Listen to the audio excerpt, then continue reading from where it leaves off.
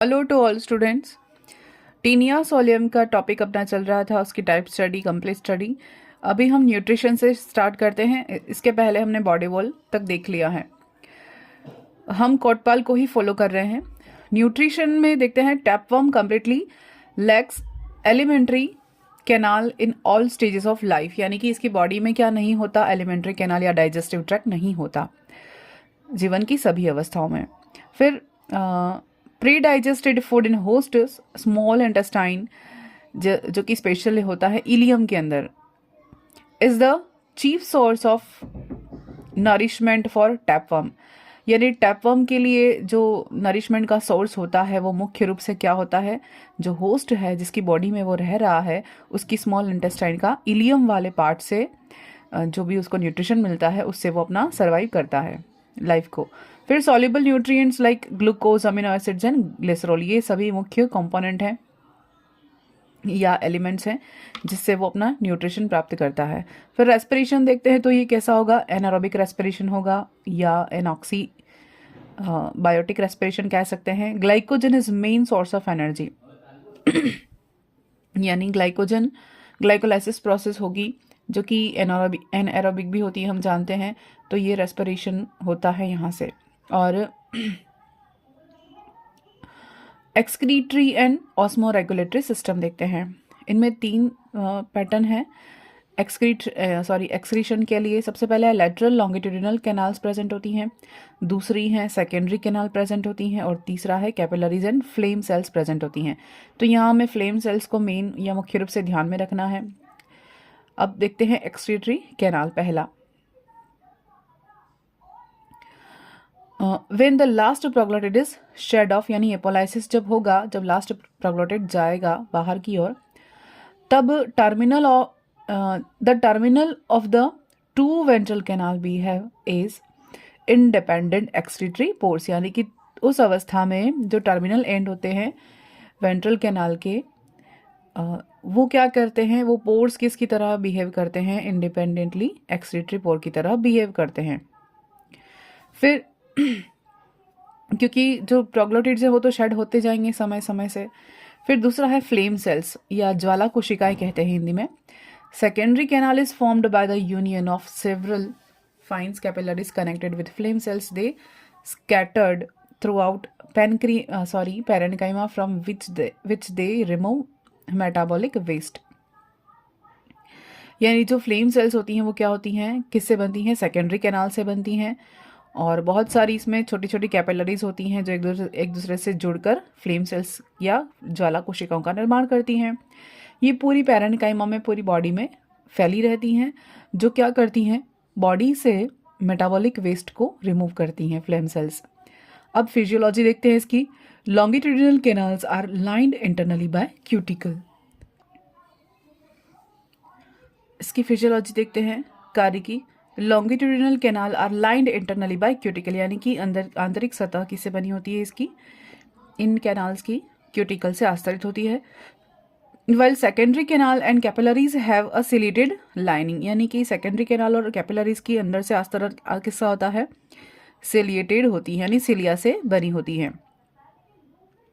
सीलिया drives hydrostatic pressure and excrete out excretory product, यानी कि सीलिया क्या करते हैं, हाइड्रोस्टैटिक मूवमेंट या प्रेशर बनाते हैं और उसके द्वारा ये एक्सक्रीटरी प्रोडक्ट को बाहर की ओर रिमूव करने में हेल्प करते हैं। नेक्स्ट देखते हैं नर्वस सिस्टम। टीनिया सोलियम का जो नर्वस सिस्टम है उसमें कितनी 10 नर्व कॉर्ड पाई जाती हैं।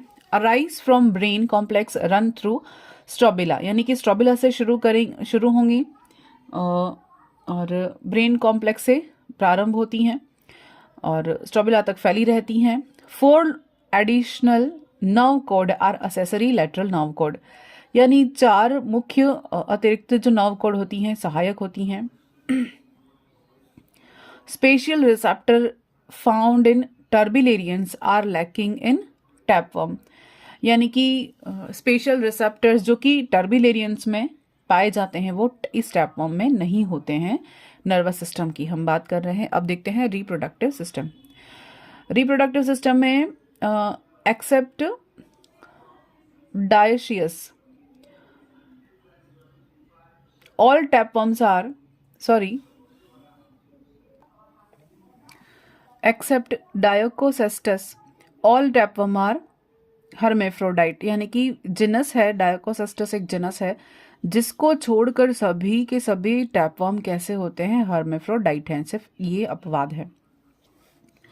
दीज ऑर्गन डेवलप्स, यानी कि जो रिप्रोडक्टिव ऑर्गन्स हैं ये कहाँ से डेवलप करेंगे, फ्रॉम मेसेनकाइम, कहाँ से विकसित होंगे, मेसेनकाइम से विकसित होंगे। The anterior 100 to 150 proglottids possess only male system, ये हमने पहले देख लिया है कि अग्र भाग के आगे वाले भाग के एंटीरियर पार्ट के जो 100 to 150 प्रोग्लोटिड्स जो हैं उनमें क्या होता है, मेल रिप्रोडक्टिव ऑर्गन्स डेवलप होते हैं, और बाकी वाले जो पोस्टीरियर पार्ट वाले हैं उनमें दोनों मेल और फीमेल जो ऑर्गन हैं वो डेवलप होते हैं। फिर remaining posterior ones possess both female and male system. After a period of intense reproductive activity mature proglottid loses और lose all genital organs except the highly branched uterus filled the fertilized egg, यानी कि जो पिछले वाले खंड हैं, यानी after a period of intense reproductive activity mature proglottid lose all genital organs, यानी कि जो मैच्योर प्रोग्लोटिड्स होते हैं वहां पर जेनाइटल ऑर्गन्स क्या डीजनरेशन हो जाता है, हास हो जाता है, वहां नहीं होते हैं। वहां पर क्या होता है, हाईली ब्रांच्ड यूट्रस होता है जो किससे भरा रहेगा, फर्टिलाइज्ड एग से भरा रहेगा। फिर mature segment call gravid, in mature segment को क्या कहते हैं, ग्रेविड्स कहते हैं। अब देखते हैं मेल रिप्रोडक्टिव ऑर्गन्स। सबसे पहले है टेस्टिस, वासा एफरेंशिया, वासा डिफरेंस, सीरस, ये इंपॉर्टेंट है, इसके ऊपर क्वेश्चन आ चुका है। टेस्टिस कैसे होंगे, numerous small spherical bodies scattered throughout the mesenchyme. Vasa efferentia क्या होगी, vasa efferentia rise from testis. Deferens क्या होगी, thick convoluted tube extending up to lateral margin of proglottid.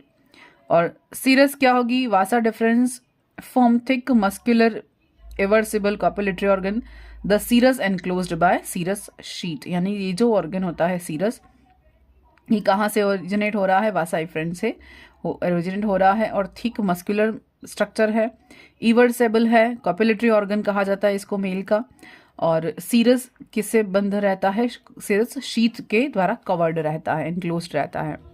Next देखते हैं जेनाइटल एट्रियम।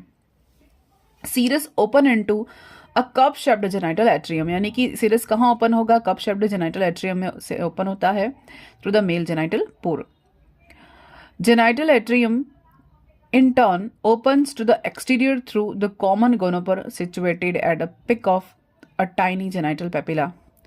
Germinal जो atrium होता है वो कहाँ ओपन होता है, opens to exterior through a common gonopore, यानी कि इसकी ओपनिंग जो होती है वो गोनोपोर होती है, और जो कहाँ होता है जेनाइटल पेपिला के पिक पर या लास्ट पोर्शन पर प्रेजेंट रहता है। अब देखते हैं female reproductive organ. Female reproductive organ में क्या क्या है रहेगा, ओवरी, ओविडक्ट, ऊड टाइप, वेजाइना और वाइटिलाइन ग्लैंड्स और यूट्रस। फिर सबसे पहले ओवरी देखेंगे तो ओवरी कैसी रहेगी, इनकी सिंगल बायलॉब्ड ओवरी रहेगी, इसको germarium situated posterior part of the proglottid, ovary या जर्मेरियम कहेंगे, कहाँ रहेगी, situated posterior part of the proglottid, ये हमने देखा है। Ovary connected with ovarium isthmus. Oviduct arise from about middle of ovarium isthmus. O type, small round chamber formed by union of oviduct, uterus, vitelline duct surrounded by numerous unicellular Mehl's gland। तो जो O type होता है वो क्या होता है, छोटे छोटे राउंड चैम्बर्ड बनते हैं किसमें, ओविडक्ट से, और uterus vitelline duct surrounded by numerous unicellular Mehlis gland. तो ये जो ऊ टाइप होते हैं वो ऊ टाइप किससे सराउंडेड रहते हैं, एक कोशिकीय मेहलीज ग्लैंड से सराउंडेड रहते हैं, ये फीमेल का पार्ट है। फिर vagina, female genital pore corresponds the Laurer's canal of the liver fluke. तो लीवर फ्लूक के अंदर जो वेजाइना है वो कहाँ से कनेक्टेड रहता है, या इसके सिमिलर है, वेजाइना के सिमिलर है क्या, Laurer's canal of liver fluke, यानी कि जो लीवर फ्लूक या फेशियोला हिपेटिका होता है उसमें जो लॉरल कैनाल पाई जाती हैं उसके समान इनमें प्रेजेंट रहता है जेनाइटल पोर। अब Vitelline gland. Large lobulated gland, vitelline gland consists of numerous follicles secreting yolk cell. जो पीतक ग्रंथि कहते हैं वो कैसी होती है? लार्ज लॉबुलेटेड रहेगी, वाइटिलाइन ग्लैंड्स कहते हैं इसको, और बहुत सारी फॉलिकल्स की सिक्रेशन करती है.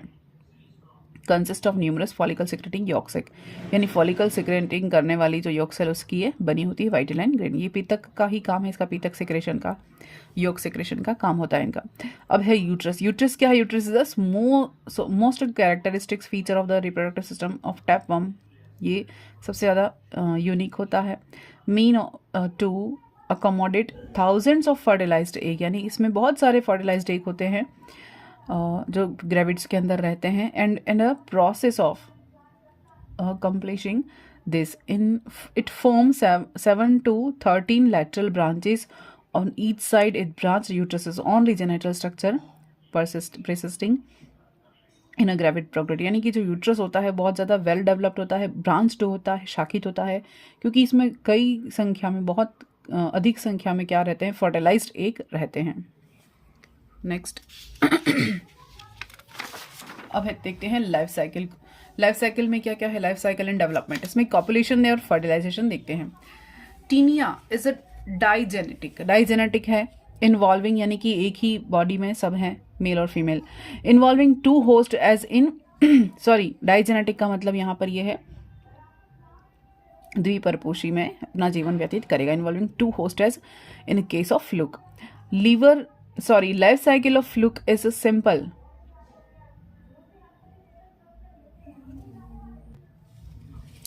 इसके अंदर टीनिया कैसा है? डाइजेनेटिक, यानी कि ये भी कैसा है? द्विपरपोषी है. किसके समान? लिवर फ्लूक के समान, यानी फेशियोला हिपेटिका के समान. जो टैपवर्म या टीनिया सोलियम है वो भी कैसा है? डाइजेनेटिक है, द्विपरपोषी है. और इसकी जीवन चक्र भी कैसा है? सिमिलर है इसी के, क्योंकि इसमें भी जो लार्वा अवस्था होती है वो कैसी है? फ्री लिविंग लार्वा अवस्था होती है, स्वतंत्र होती है, किसी पर डिपेंड नहीं रहती है, सरल होती है. इसका जीवन वृत्त फ्लूक के जीवन की अपेक्षा अधिक सरल है, तो फ्लूक के कंपैरिजन में थोड़ा सा सिंपल हो जाएगा. और इसमें मुक्त लार्वा अवस्था का अभाव होता है. विदाउट लार्वल स्टेज, कैसी? फ्री लार्वल स्टेज से ये थोड़ी अलग होती है.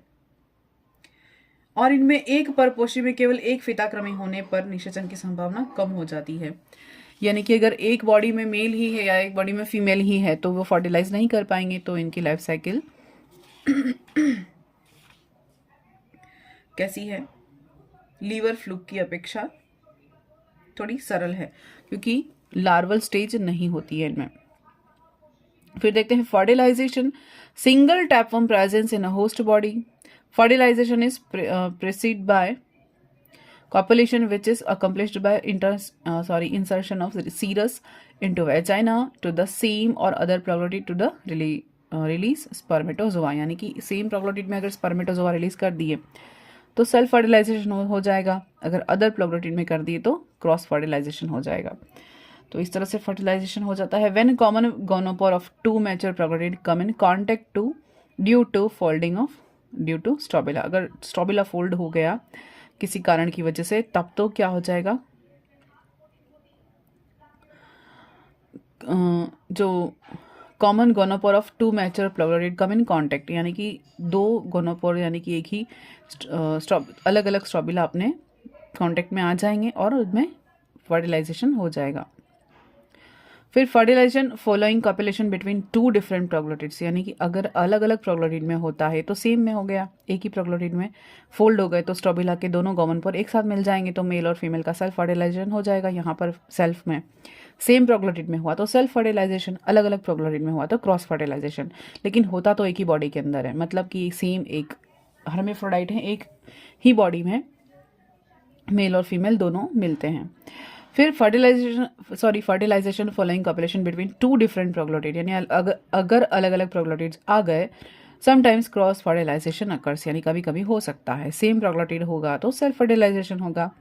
Spermatozoa injected into vagina, vagina में इंजेक्ट किए जाएंगे spermatozoa. They are stored till ova are released by the ovary, जब तक कि ओवा, ओवरी से ओवा रिलीज ना हो तब तक स्पर्म को क्या किया जाता है, स्टोर किया जाता है स्पर्मेटोजोआ को। In fertilization due duct fertilization occurs from zygote, यानी कि फर्टिलाइजेशन डक्ट से क्या हो जाएगा, जाइगोट का फॉर्मेशन हो जाएगा। फर्टिलाइजेशन कैसा है, इंटरनल है। अब देखते हैं कैप्सूल फॉर्मेशन। सबसे पहले क्या देखेंगे, जाइगोट बन गया, जाइगोट के बाद अब क्या देखते हैं, capsule formation.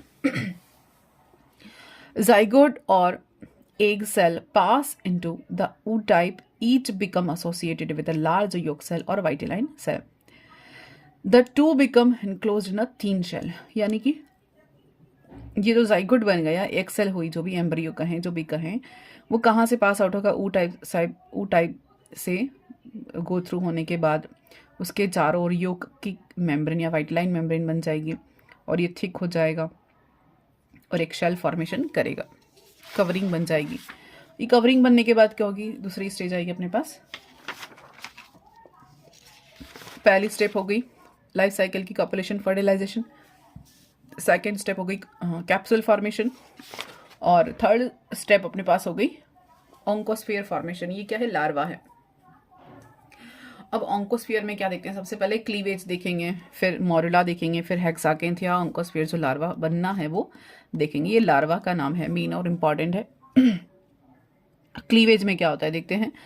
Zygote undergoes cleavage when capsule is in uterus, जब यूट्रस में रहेगा तभी जाइगोट में क्या हो जाएगा, शुरू हो जाएगा, क्लीवेज प्रारंभ हो जाएगा। Cleavage holoblastic and unequal, cleavage कैसा है, होलोब्लास्टिक है यानी कि पूर्णभंजी है, और अनइक्वल यानी असमान पूर्णभंजी विदलन कहा जाता है। किसका, टीनिया सोलियम का। ये भी क्वेश्चन आ सकता है, डेवलपमेंटल बायोलॉजी से भी पूछ सकते हैं, और ये एनिमल डाइवर्सिटी से भी पूछा जा सकता है। मोरुला बनेगा, क्लीवेज कैसा है, अनइक्वल है, होलोब्लास्टिक है, तो क्या बनेगा, दो तरह के मियर्स बनेंगे, ब्लास्टोमियर्स, एक बड़े एक छोटे। अगर बड़े ब्लास्टोमियर बने तो उन्हें मेगामियर्स कहेंगे या उन्हें एम्ब्रियोनिक सेल कहते हैं, और दूसरी जो छोटे मियर्स बनेंगे ब्लास्टोमियर्स, उन्हें माइक्रोमियर्स कहेंगे। मेगामियर्स divides further and form similar megameres, embryonic cell divides and form larger mesomeres and smaller micromeres. Three types of cell formed: small micromeres, medium mesomeres and large megameres. तो अब क्या हो रहा है देखो, पहले तो दो पार्ट में डिवाइड कर दिया, मेगा और माइक्रो। अब जो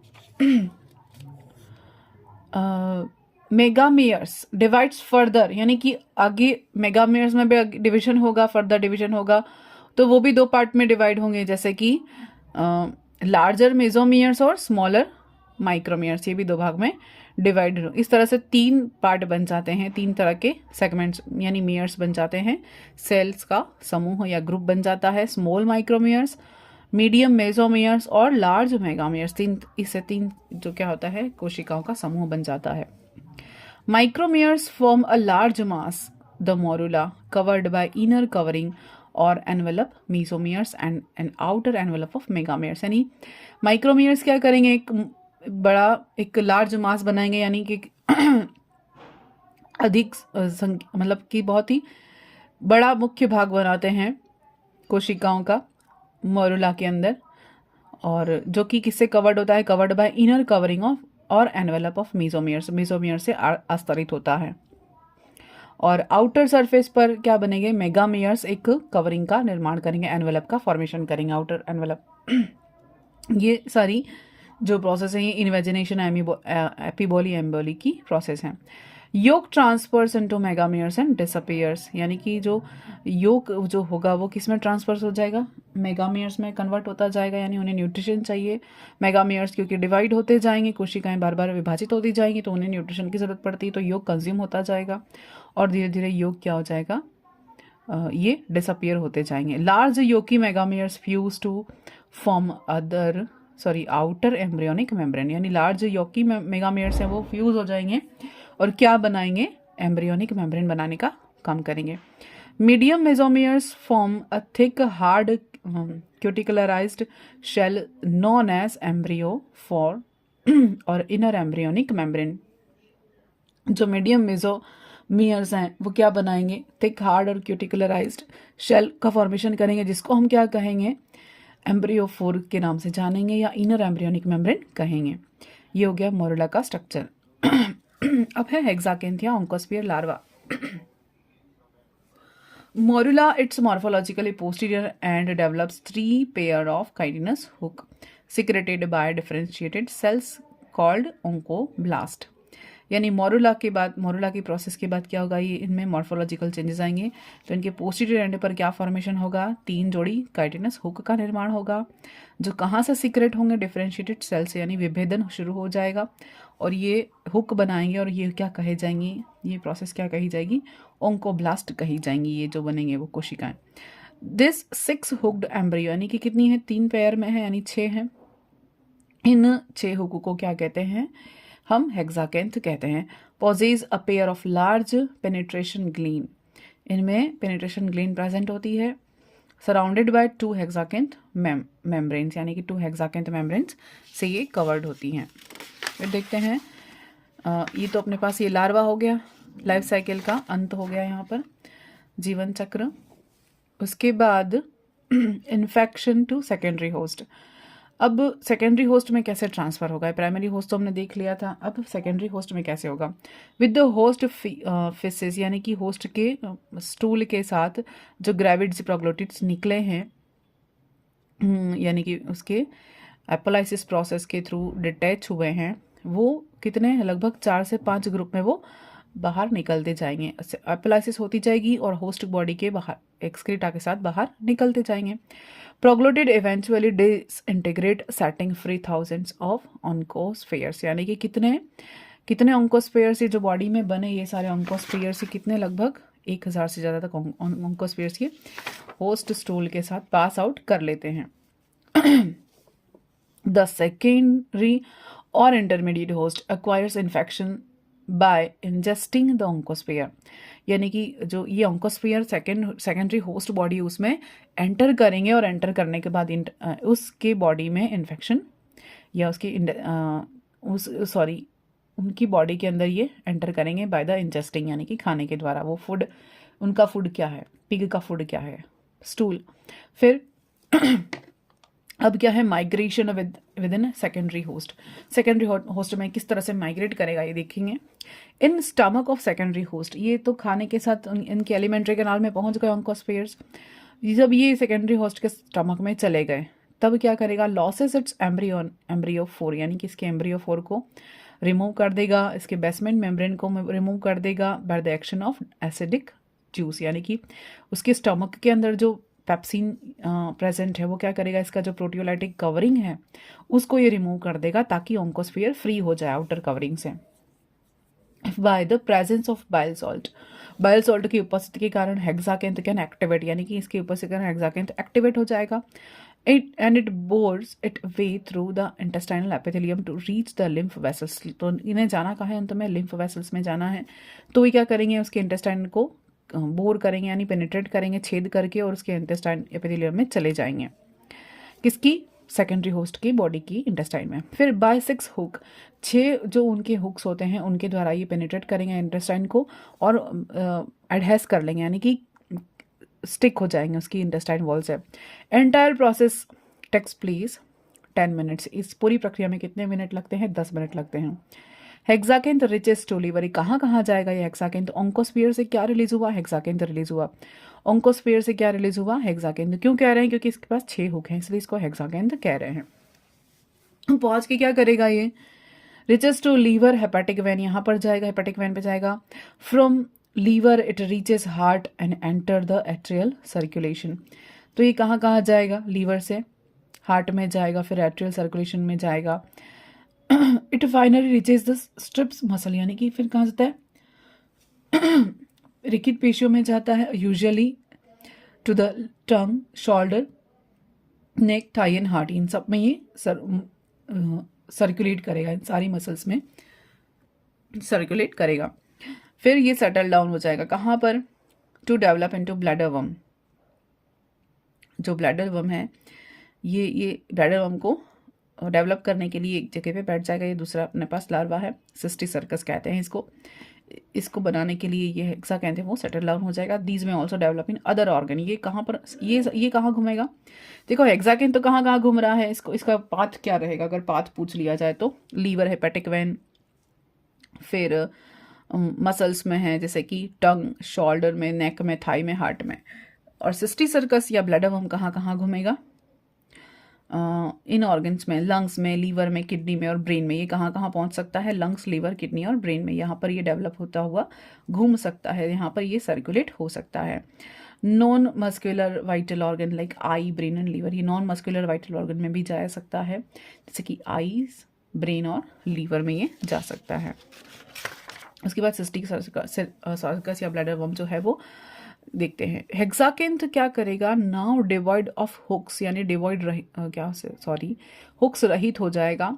absorb nourishment from host tissue and grow in size. Cysticercus develops in adult. ये क्या करेगा? ये एब्जॉर्ब करेगा नरिशमेंट को, कहाँ से? होस्ट के बॉडी से, टिश्यू से जो उसको खाना मिल रहा है, और इसकी साइज में वृद्धि हो जाएगी। Cysticercus develop in adult tapeworm only when ingested food by the host, human host. यानी कि सिस्टी सर्कस क्या करेगा? अब वो एडल्ट टैपवर्म में कन्वर्ट हो जाएगा only when ingested by the human host. अब ये जो कहाँ जाएगा? अब अपने पास in pig body its lead quite an inactive life and remain viable for several years. Pig की बॉडी में अगर ये रहेगा तो इनएक्टिव मोड में रहेगा और कई सालों तक ये रह सकता है। After which it dies and becomes calcified. अगर ये मर गया तो उसकी बॉडी में क्या रह जाएंगे? कैल्सीफाइड होते हुए रह जाएंगे और मर जाएंगे। Pork contain viable cysticercus is called measly pock.